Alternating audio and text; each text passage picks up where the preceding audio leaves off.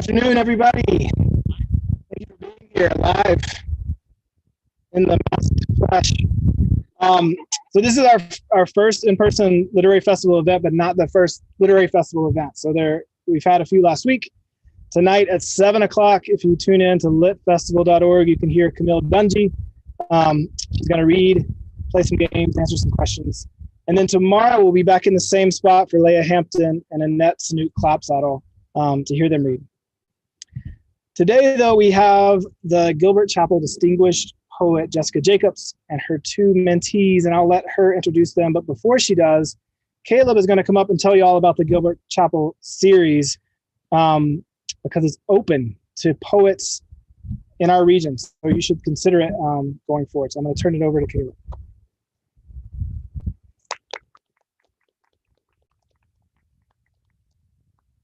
Thank you, Jeremy. Thank you, Caleb Beiser,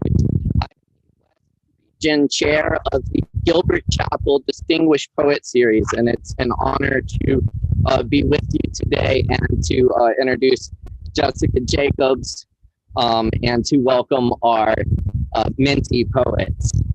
Congratulations, y'all.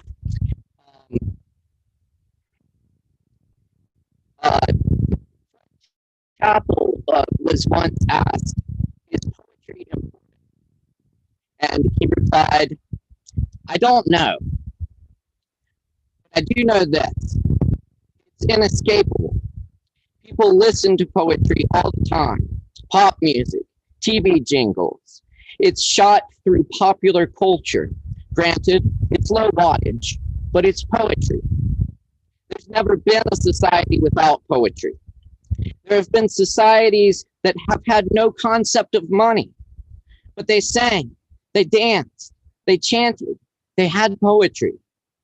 Poetry is wired into us. It's physiological.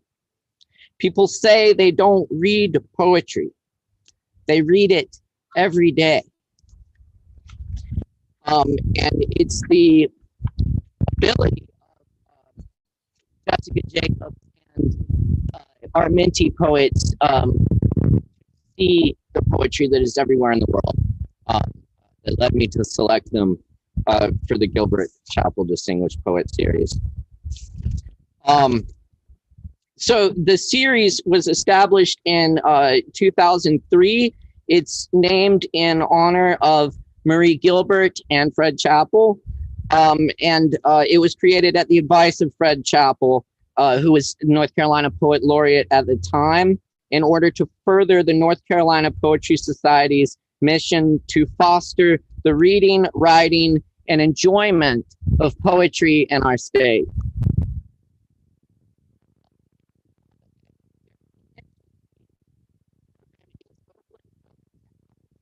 The deadline is November 15th, and you can find details on how to apply on the North Carolina Poetry Society website. We look for one middle school, high school, college level, and adult non-student each year here in the Western region. So I encourage any poets out there to apply. I also today I want to acknowledge Dr. Kathleen Carter, who is my predecessor as West Region Chair and a distinguished poet with the series.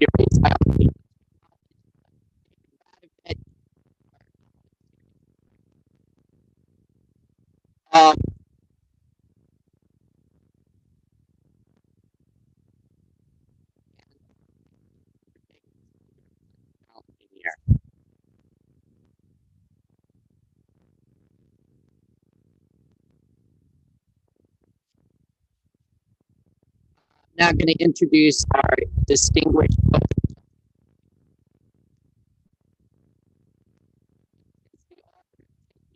You wherever you're going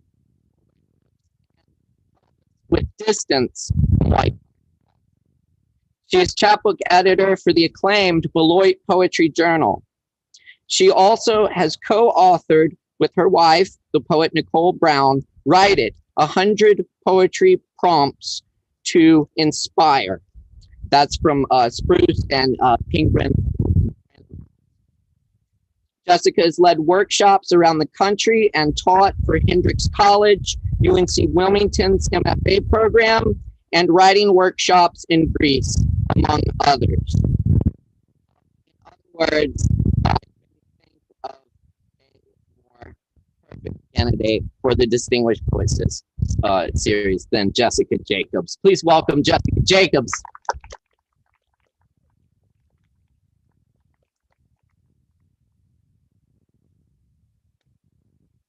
Hello in person. Very nice.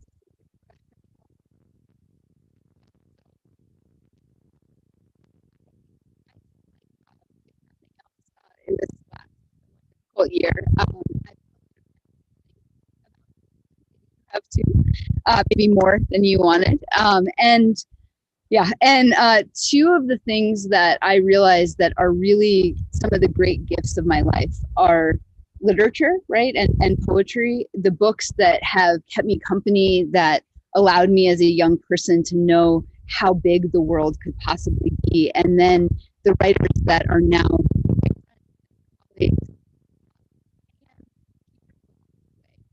who have guided me and befriended me throughout my life. And so when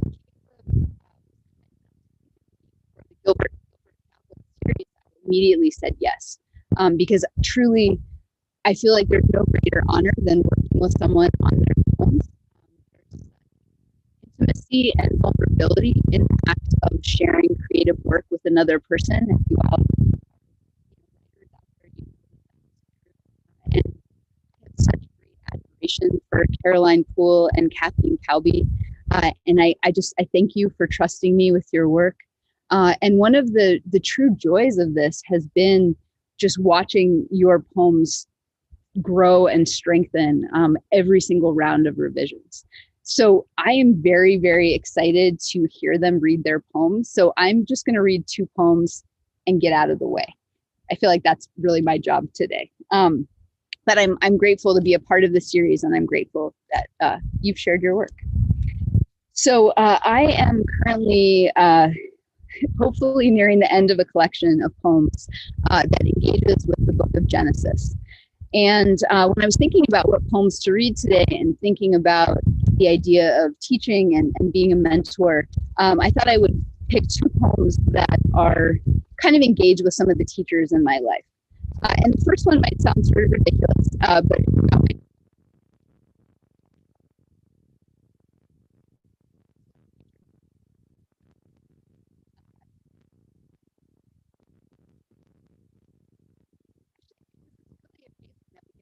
outside and watch all the leaves go. And I mean, that's kind of poetry, right? And so that's why, to me, like having animals in my home, I have two dogs and two cats. They are my great teachers, because when I get caught up in my head, when I'm on the news all the time, they remind me to be present, and they remind me to be in the world. So this poem is called Mazel Tov.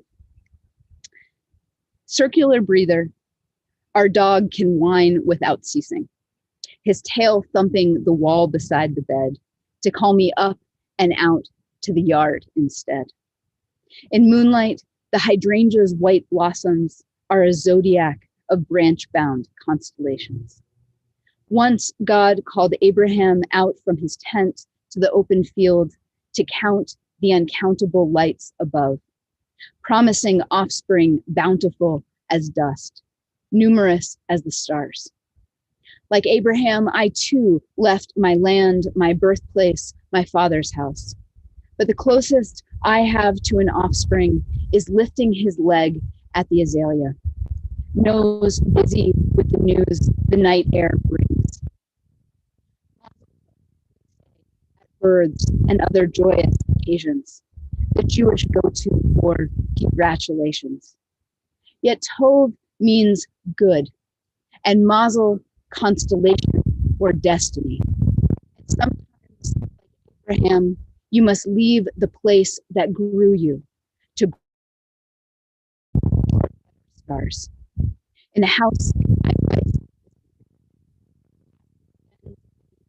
and family of black bears makes a daily parade down our driveway.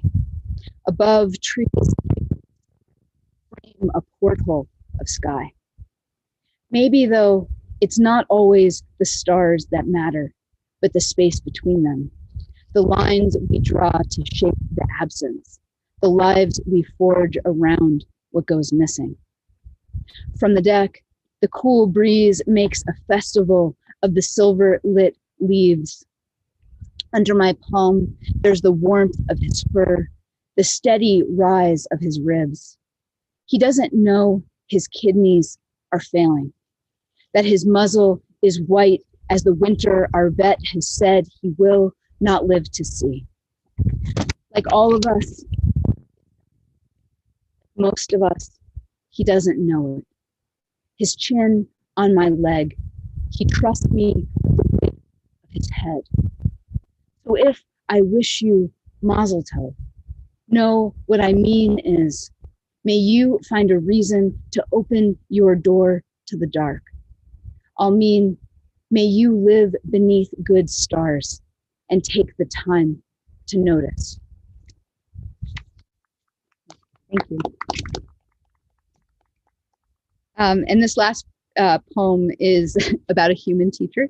To do this work, I've been very slowly and very badly teaching myself.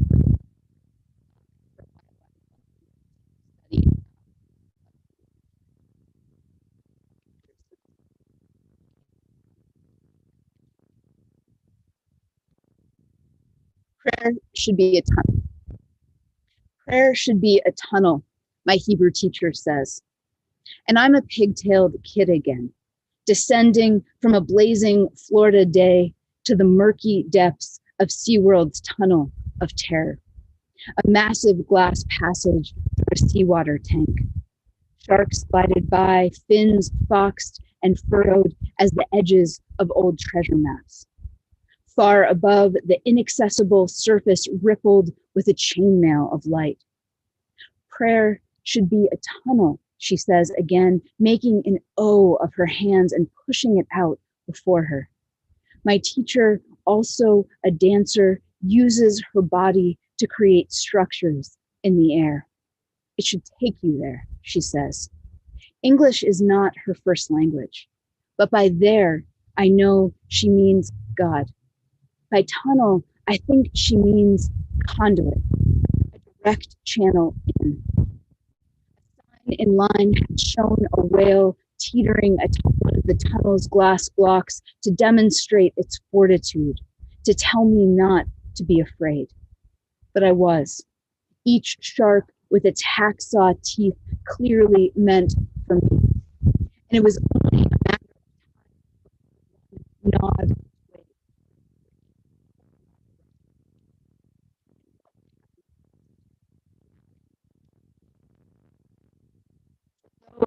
Like me, rooted in terror.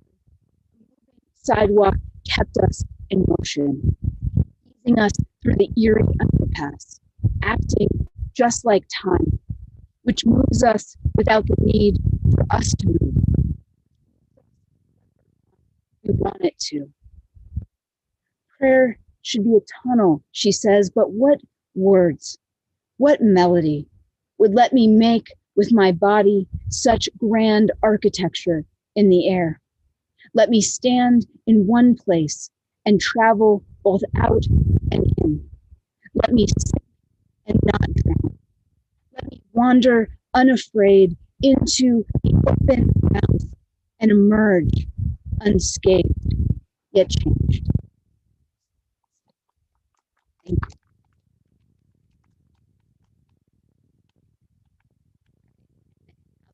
Our first Gilbert-Chappell reader is Caroline.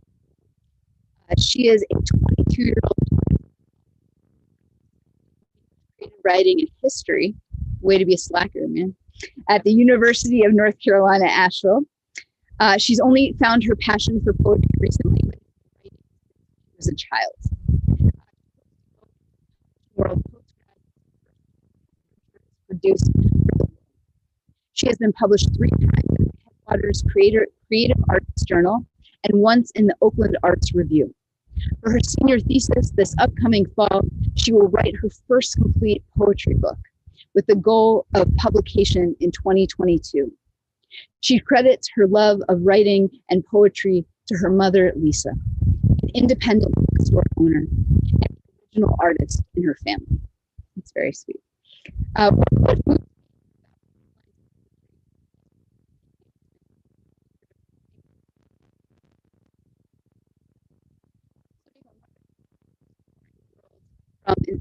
The world from an earthworm's point of view, which I think you're going to hear today. Her own sometimes fraught history and larger questions about spirituality and the meaning of life. During our sessions together, I've admired her willingness to push herself and her poems toward the often more difficult and complicated truths that lie beneath the lush and sensual surface of her writing, which have resulted in the powerful poems she'll now share. So please join me in welcoming Caroline Poole.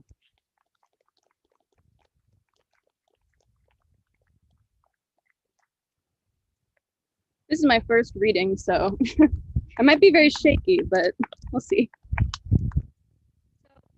Start. I just want to say that to anyone who knows me, they know that I have horrible imposter syndrome and that I never really believed my work was good enough, if that makes sense.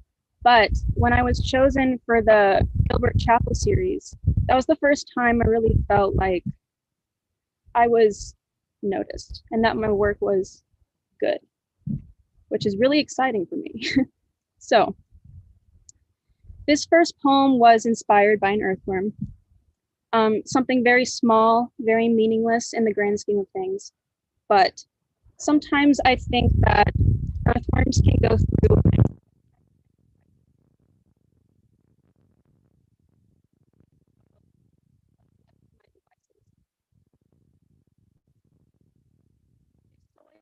memory of the land. Suckle my way through this disheveled earthen compound. Will it remember I was here? Is anything I do worth quantifying? All day and bitter night I squish and glug around, swimming through unruly sediment, wriggling till my back.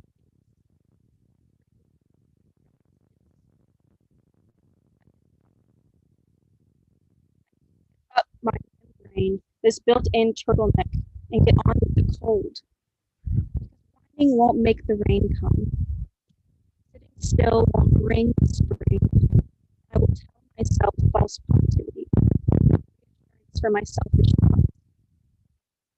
The dirt, my nectar, in which I bathe my haggard body, day in and out, weaving around the same fleshy bulbs. Sweet, fertile soil waiting for me, intestines of the earth. All 5 hearts beating in tandem for one mission.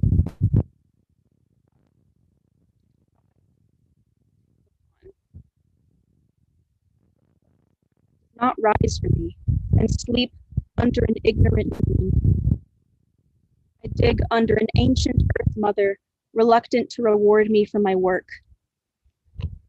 Will I ever hear her love? Will spring return, gilded meadows and pleasant daffodil in tow? Part of me hopes so. Until then, I'll be here watching, digging, choking on nothing there but wasted air and dirt, too dense to hold memory of me. Swoon, patient mother, my lovely, see what I do for you.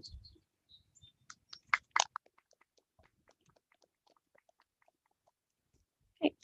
So this next poem is actually prose, and it is written about pure isolation, something I think everyone goes through at some point in their life, especially during COVID. But it's also about how powerful hope can be during that isolation. And it's called My Death Knell Rings for the Summer. One late October, after the spring grain had fallen short and my breath was only visible in the evenings, I mourned the summer. I wrote my eulogies for the harvest season, by praying to the ground, whispering songs to spiders and moss through desiccating soil. I spoke as though the moisture in my voice made winter shorter, my life longer. This particular winter had taken its time, and the shadows that lurked in its meadows still followed me home every night.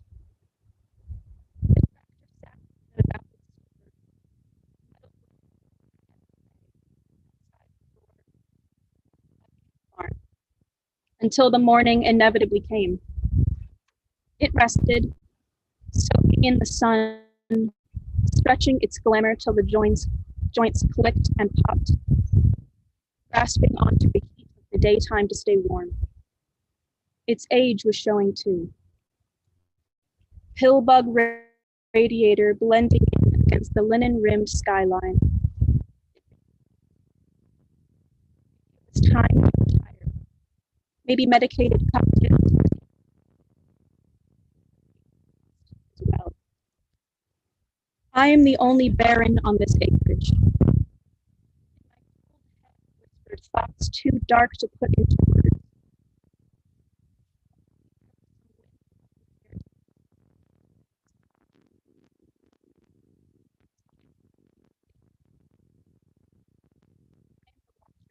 Land of this body, brain. No one around to watch over me, to protect me from myself.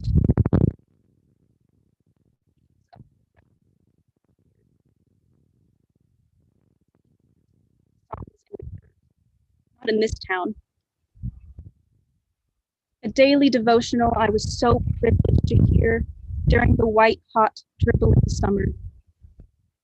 But the cicadas were quiet. They'd run out of hymns to wail, and I'd always taken advantage of their loud.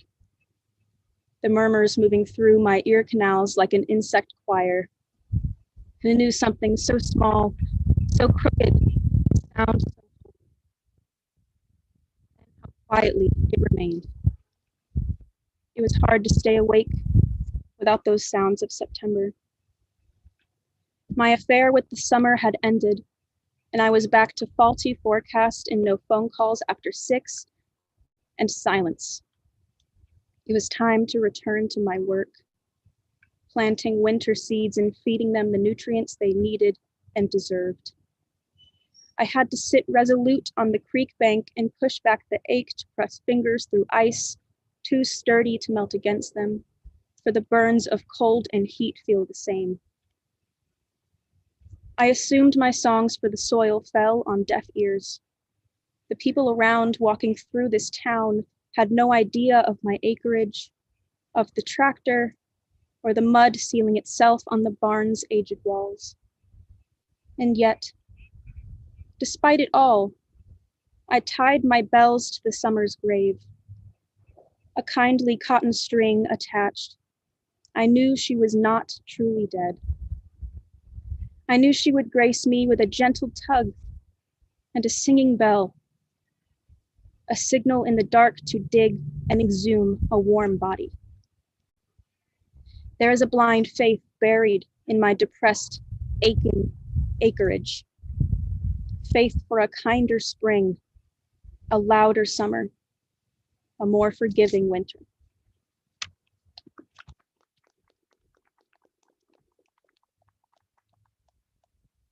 So on a happier note, this next one is about being a teenager and experiencing weed for the first time with your best friend when the world is still and you just want to savor it while you can. And it's dedicated to my oldest friend, Elizabeth. It's called Turning Point. How wonderfully new it feels to be in the wet, suffocating parking lot outside a Ross Dress for Less, closed for the season, barely a beat after a storm. The hot air is kind on our cracked, soggy tongues, stained with new cannabis, heavy from the day's gossip and weak teenage escapism. The stillness was deafening in that playground of cars, left behind, keys locked inside by the absent-minded, our bare feet creating foggy imprints on the windshield. And yes, that full moon radiating over us, akin to a freshly baked cookie. No, not a man. No rockets piercing a fleshy, bulbous eye. But perhaps it can be. A man who knows ancient words we had yet to learn then, bare feet, nearly full grown, stomach rumbling for an awakening. We didn't envy the cookie moon. Instead, we reached out for a taste on our soggy, cracked immaturity, hungry for something not altogether edible.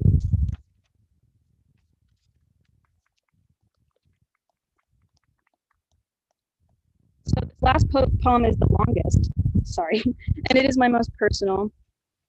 It's about being a child in our purest form, not understanding the complexities of life just yet, and wanting to water the grass in peace.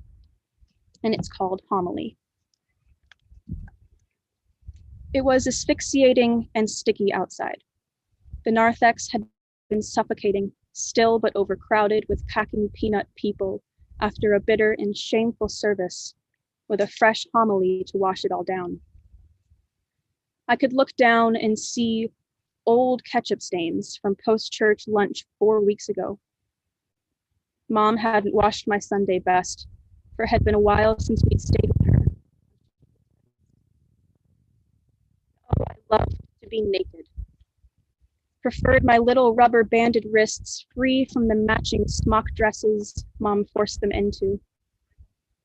In the pew, cracking with every shift of discomfort, Mom scratched my chubby arm, bottom to top, then bottom again. She knew I didn't want to be there. I didn't have a God.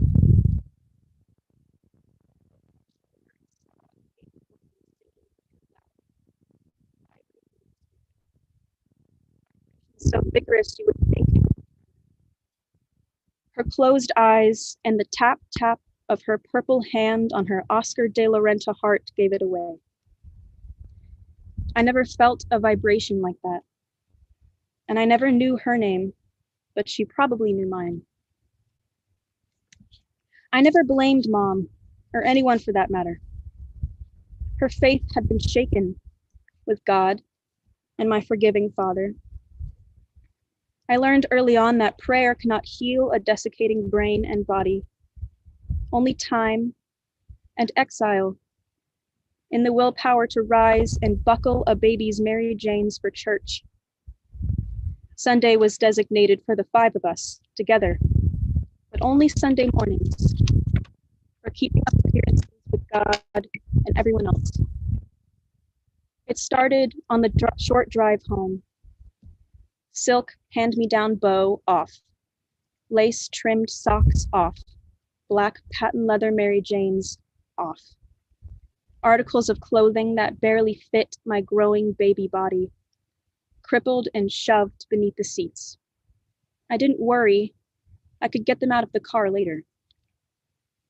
And I wanted to be naked in the flooded sweetgrass, the purest water provided by me, with hands barely calloused enough to hold up the backyard hose. Fingers so soft I could feel every pine needle prick through first layers of 4-year-old skin. Water burning through singed baby pores into blood. A baptism by city water. A covenant between me and my free time. And I could already see that black rubber loop.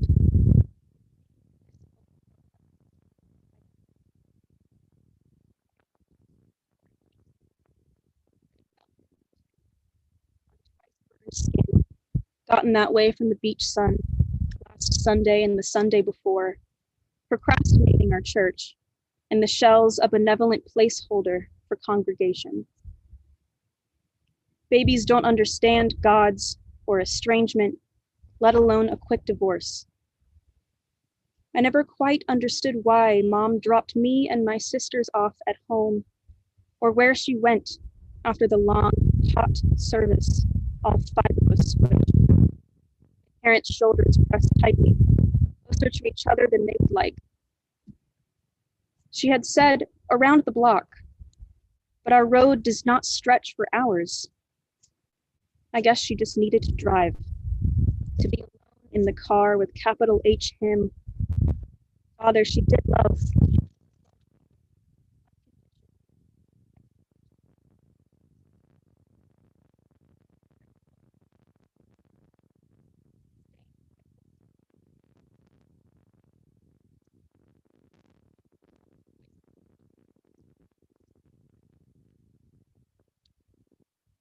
I asked the sky if they deserved a cleansing of the sins I was told I created them and would continue to transgress until death. Even so, I rinsed them to make double sure, and to be wholly, entirely naked, pure freedom from restriction and resentment and rubber bands. I felt every blade of sweet grass, every fertilizer weed on the backs of my knees. I didn't wince when my burnt shoulders hit soil. I sang its praises.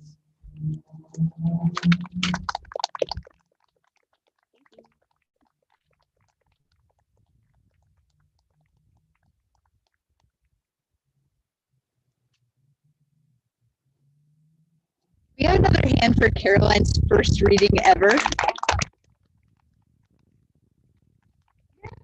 What an honor to be here for that. Our second Gilbert-Chappell mentee reader is Kathleen Calvi. Kathleen has been a corporate communications consultant in a variety of industries, a metalsmith, jewelry maker, and a singing bowls performer. You can find her on YouTube. She's amazing. She was kind enough to give me a Now she's focused on her poetry. She began seriously to write at age 14 and was awarded second place in Scholastic Press's National Poetry Contest at age 15. This earned her $20 and her first boyfriend. At Grinnell College, she placed third in its annual poetry contest, beaten out by Ed Hirsch. So if you're going to lose, it's not a bad poet to lose to. Published twice in Cackalack, her poem Cider Press received honorable mention in 2021. She was also accepted for the 2020 Looking Glass Writers Conference, which will be held this year with Paisley Rechdal for poetry. Her poem, Whose Garden Is It?, received honorable mention in the 2021 Bruce Later Poetry for Witness contest with the North Carolina Poetry Society and will be published in the Pine Song Awards anthology this spring.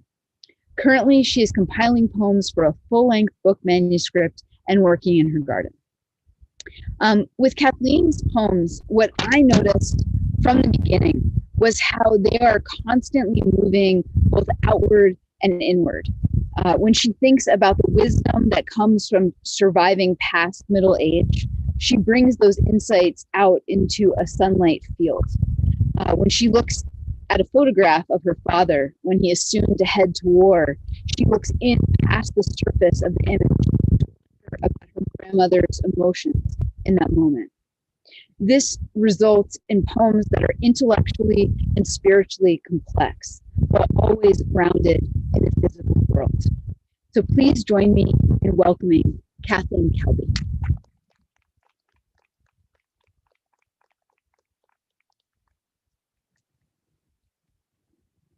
Well, thank you all for coming. First, I want to thank Western Carolina University for having us here today. This is really quite an honor. And then I'd also like to thank the North Carolina Poetry Society for hosting the Gilbert-Chappell Distinguished Poets Series, which I thoroughly recommend you apply for if you're at all interested in. It's been an absolutely amazing experience. And Jessica didn't even pay me to say that. It's delightful to be Caroline today because I haven't had that opportunity before. So there's a lot of things I'm really grateful for. I'm really grateful for working with Jessica. It's been an amazing experience. I have several poems I want to read. Some of them are short. So this first one was published in Cackalack 2019. And when we had the luncheon for its launch, that particular issue's launch, I was number 8 in the lineup. And the people before me had been reading poems about suicide, father abuse, car fatalities. And the MC looked at me and said, are you going to read a depressing poem? And I said, no, as a matter of fact, mine is called Flirting with Owls. So that's what I'll read for you now. No one would accuse the birds with their raucous melodies, rolling trills and upper scales, and sharp note reveilles of being a public nuisance. But privately, they are a bit early today, for I have been flirting with owls, deep in the muffled woods, air sharp as ginger, my breath an apparition, hands warmed in gloves, boots snug to socks, dusk feathered in, and I, layered with down, stayed watching long after light left. I could not tell you what I stood to find in such a cast of night, but resting amid branches, my eyes now useless, I turned to listen, present to octaves of silence, which became wonder, to one nested, not newly hatched, not fully fledged. The next two poems are short. They're about spring. The first one's about my favorite tree. Maybe it's one of yours too. Forsythia, trillium, and hyacinth.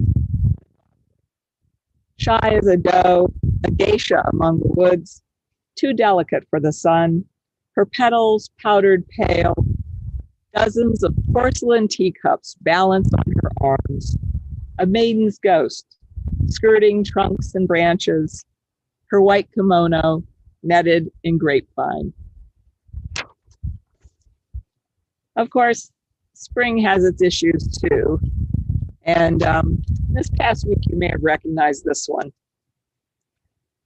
Like Midas, sweet dust of day, pollen goldens every element in this atlas of spring and changes even those things I prefer left undisturbed, say windshields or shoes forgotten outdoors. Sweet dust covers flocks in the beds, everywhere it lays. On chairs, yard toys.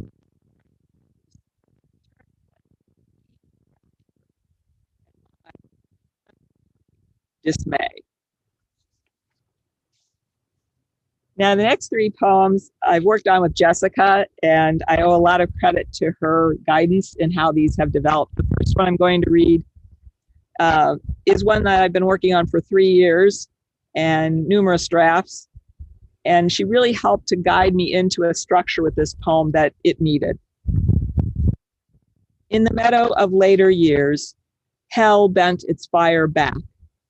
Before then, time tasted iron on too close for breath.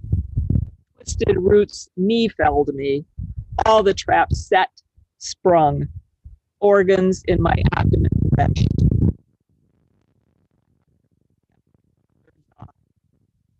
I not even 40. Just punctuated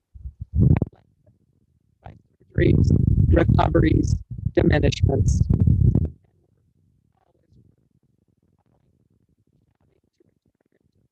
Hive.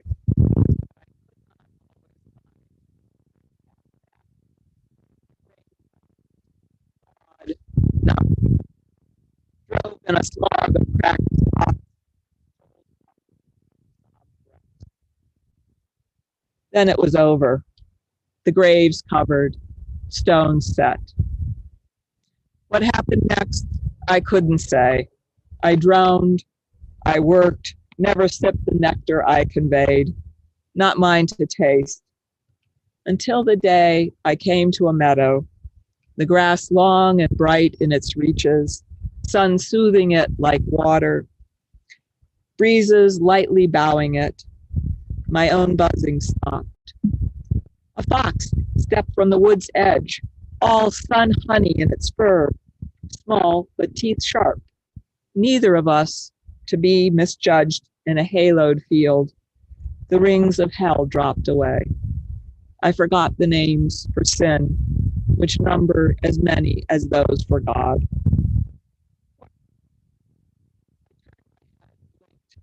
What crowded our minds, my fellow forager and I, was sun stroking our backs, the infinitesimal rustle of field around our ears, the last hot taste between jaw and tongue. No pursuit or cover. The woods to our backs, absorbed, content, we let breeze take our flight and shadow, hint at Queen Anne's lace, soft wood rot, fresh scat nearby, lifted our noses, our eyes, to what rose beyond our reach. Thank you. The next one is about this photograph that I've had in my possession for years. It's one of my father in his Navy uniform. And I've been waiting for that poem to appear for a long time. And when it came with my grandmother, his mother's perspective initially, and then my own. Navy boys sit for a photo in Montrose, Pennsylvania, 1942. Everything will be paper now. Orders, letters, reports, not flesh. Images will have to suffice. Her boys, paper.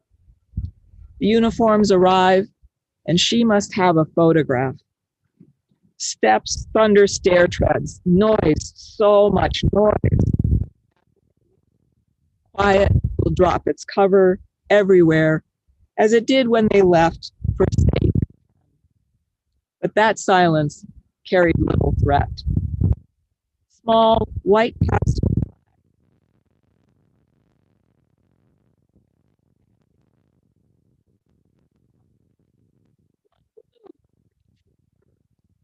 One gold for each dead. That color, some reward. She would prefer none, but her sons have other dreams. 3 shine blue in her window. The street hovers with stars. 3 brothers, my father one of them, stare into the cyclops eye of the future, but they don't know that yet. It's just a camera, a picture, laughter splayed on their faces. Who was the jokester in this group? She stands in the doorway, powerless now over these bodies she carried, delivered into this world. But they are her boys, not the Navy's, regardless of uniforms. Flash. I hold what's left now, a photograph. Punches and shoves moments before this was snapped. Tie knots slack, ribbons not quite straight. They've been pulled onto the parlor sofa, lace curtains behind.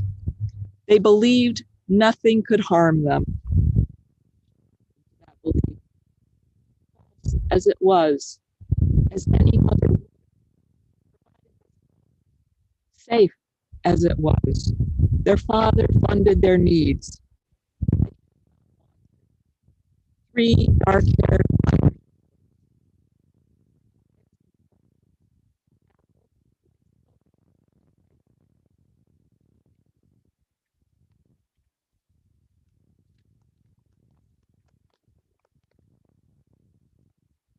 And this next one is from a grown man now, but this is from a time when he was very little. Stork bite. Not a bruise, this red bloom around your eye that opens bright blue in infant surprise. I loved you more for that mark the stork left. We all wanted you perfect, of course, counted toes and fingers, heartbeat, your breath. Those all reassured us. The birthmark a surprise, but your jaundice tremored our blood. We clasped hands in supplication for your liver to be strong. And soon that saffron hue left, but not the colorful petal. It would disappear, likely, doctors said. Likely, but when? I knew a handsome man with such a mark, over half his face, a wine glass spill. Could never tell if it made him more attractive or less. Then I wondered how he felt. Did he know women wanted to blend their fingers with that Bordeaux from temple to chin? Would others feel the same for you? Be sure. I long to show you everywhere, but could not shoulder glances cast aside, asked for advice. You, who emerged to rest in my arms, warmed to show me the namelessness of stars.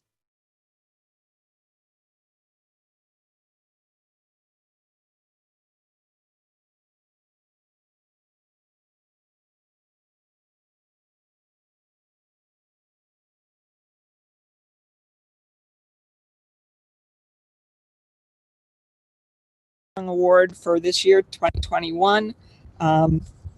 It's a very autobiographical poem. And so if you don't know me, you do now. Whose garden is it? Rusted rebar, a thread of sequins, stray red bricks, broken necks of beer bottles, a fluorescent tennis ball chomped in halves. Violets here grow beyond their means. Locust saplings shove for sun, knock the leaves out of others. Wild strawberries scatter their young and sprawl. I crave order. The young anarchist in me laughs. I cannot do much for the world now, but rake, hoe, shovel, and plant. Cultivate and tend. The rubber Godzilla stays.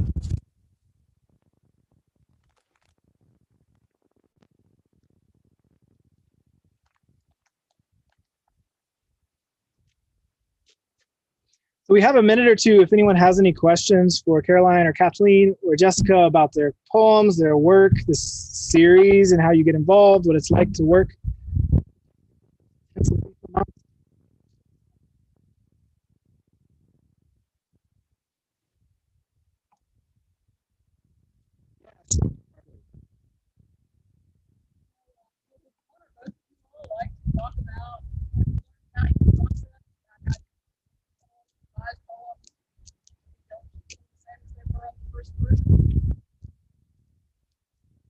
I'm going to repeat the question because we're live streaming too.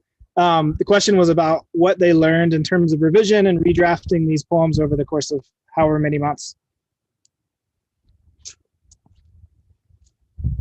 So I learned with my work that the one thing that we talked about the most was that with poetry, there should be a surface level and then a subtext and then a deeper meaning, I think is what we talked about. And the one thing that I worked on the most was when we met, I would always say, like, what do you want this?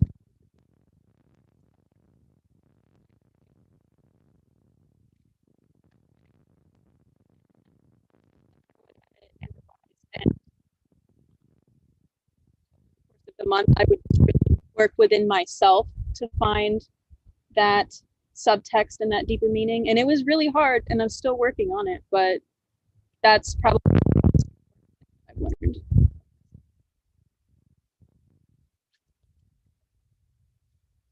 So I was a poet of really short lines. That Flirting with Owls poem is pretty short line. And, Jessica encouraged me to write longer line poems, which Navy Boys and Meadow of Later Years is definitely, those are both much longer line poems. And it put me into a mindset of, I'm really conscious of line breaks. Where does a line end? And so I like the shorter poems because I could make lots of line breaks and line ends. And this made me more conscious about the flow of the poem and how they should work. I'd also say I tend to ramble in drafts. I have a lot of thoughts about things. Meadow of Later Years originally, I was trying to blend a lot more about Dante's Inferno in it. It opened much more with more directly talking about that. But as Jessica pointed out, that's pretty abstract. People want to know what was your personal hell, and I think that's important. And so once I got into what my personal hell had been, I think the poem came alive, and it also brought forth other metaphors. The fox has been in the poem since the beginning, and whenever I would read the poem, as I said, the poem's been around for 3 years. People would always say, I want more of the fox. I want more of the fox. And what they were saying to me was they wanted something that they could zero in on. And so, so then when I came up with the idea about the buzzing in the hive and all of that, I realized I had a reason then to go to the meadow as I found myself in later years being in a meadow versus being in hell. And so the fox then came in a different way and nature was present. So, but I think for me, it's been the longer lines and the, I'll say, get to the point kind of thing. And do it with something concrete that your reader can associate with, which I think is, you know, when you're in your head, you think, oh, everybody else is going to follow me there. But, you know, it's so much easier when I can give you a sun honey fox. So.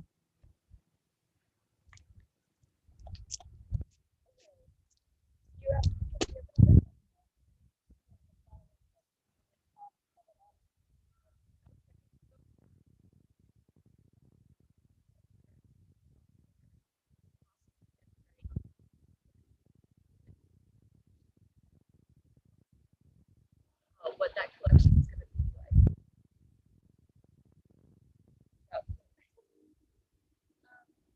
be like. So I'll just repeat the question. The question was about, since they're both working on poetry collections, what are those collections going to look like, and how are they shaping up?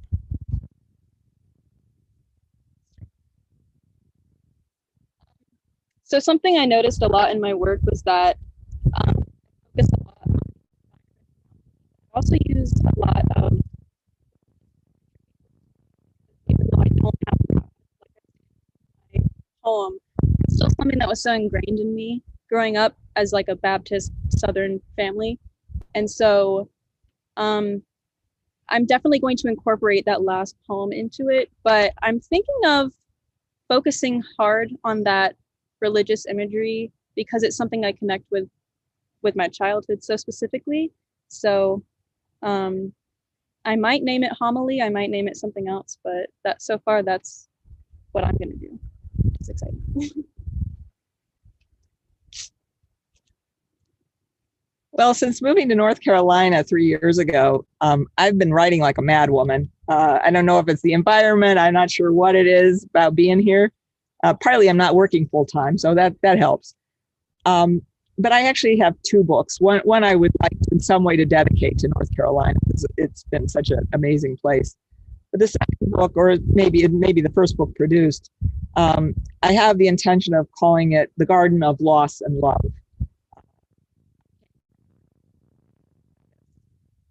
It's no longer here. Whose garden is it? I totally renovated the back garden of the apartment complex where I live. 500 square feet, as a matter of fact. And in the midst of that, and I knew this would happen, and it did, I healed. You know, you can't not work in the soil and see things growing and not heal. So that garden was both loss and love.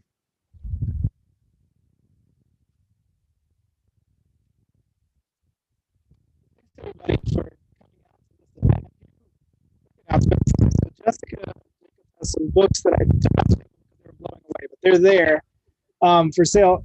One of them is a book of writing prompts, I think she mentioned. And are you still doing the generative?